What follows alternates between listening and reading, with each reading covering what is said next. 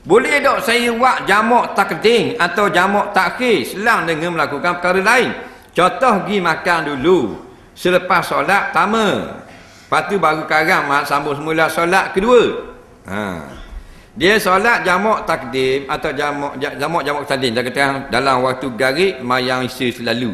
Pas mayang garib bangun mayang isya pula. Dia ni pas mayang garib ni bahan nasi dulu jalan. Boleh setengah jam kenyang menyanda balik sambung mayang isya pula. Jawabnya boleh tak dia jamak gitu? Jawabnya bolehlah kalau mazhab mereka sendiri.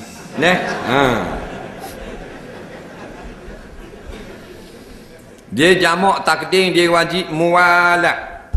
Dia sama macam ke jawab nikah wajib muwalat. Faham? Bah pada semayang mayang lalu. Sebab tu tak boleh wirid dengan tok imam. Dia mayang jamak takdim, dia mayang jemaah, dia ikut hak surah kapung.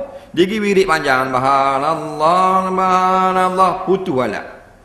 Dia dimaafkan sedikit zikir seperti iqamah. Diri Allah akbar asyhadu alla ilaha illallah boleh, atau bismillah boleh.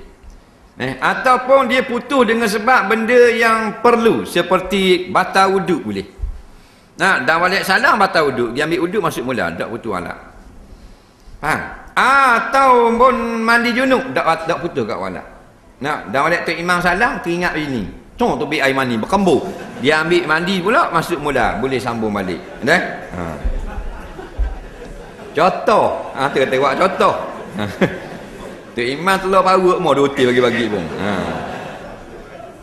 Ataupun sedah pada lepas pada tu dia bersugi, tak apa, tak putus wala. Ataupun dia teringat tak pakai piyah, dia ambil piyah lah kereta, tak apa. Atau pas solat pertama nak solat kedua tak ingat pakai serban, ambil serban kilas dulu kat cermin, tidak putus wala. Atau lengah sangat, berhenti senyap lengah betul pinggang, tak ada masalah. Faham? Ni sengeleng bahan nasi dulu. Tengok mazhab mereka. Tak boleh makan nasi, tapi mungkin semayang isya dalam waktu dia karang, kerana itu dah putus muwalat.